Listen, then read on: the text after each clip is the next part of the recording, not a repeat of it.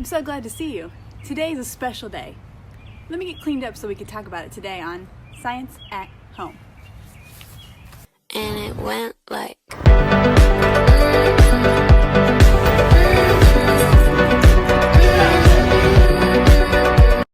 Today is April 22nd, which means it is, you know it? It's Earth Day. This year is an important year of Earth Days because it's actually the 50th Earth Day. In 1970, many people noticed that the environment was in bad shape. Companies were making hundreds of thousands of gallons of oil, and a lot of it was going into the ocean. There was so much smog in the air that many people had a hard time seeing. So the public, including millions of American students, decided to stand up for the Earth. They rioted and protested because something had to be done. And so, our first Earth Day was announced to be April 22nd, 1970. Today, 50 years later, more than 193 countries and 100 million people participate in Earth Day activities. Miss Luke, that's cool, but what can I do to celebrate Earth Day? That's easy. I'll show you. Plant a flower. Take a nature walk through somewhere safe. Oh, look. Turn off lights and things you're not using to save energy. Pick up trash around your neighborhood. And remember, things that are made out of paper and aluminum can be recycled. Make a video like this one to teach your friends more about Earth Day. Or my personal favorite, the Do Try This at Home experiment. In today's experiment, we're going to talk about why the oceans are so important. Now, the oceans are important for many reasons, but today we're going to focus on how the ocean regulates or controls the temperature on Earth.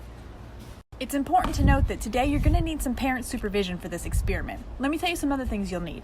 You'll need some water, you'll need 2 balloons, you'll need a lighter or matches, and you'll need a paper plate. First thing we're going to do is blow up one of the balloons and put it to the side. Next thing you want to do is take the other balloon and fill it up with water. I went ahead and already did that. Now back to our balloon filled with air. This part's going to be a little dangerous, so if you have some safety goggles, you should wear them. If not, some cool shades will do for today. I want you to imagine that this balloon is our Earth and this flame is our sun. We're going to warm up our Earth and see what happens to it. Let's watch that again.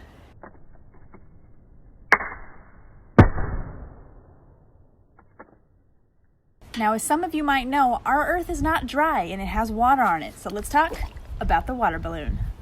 Put a paper plate or a napkin down just in case something happens. Now let's take our Earth and our sun and try to warm it up again.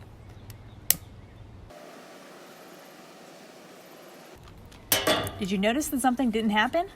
Take a look at where our sun was touching the Earth. Why didn't it pop?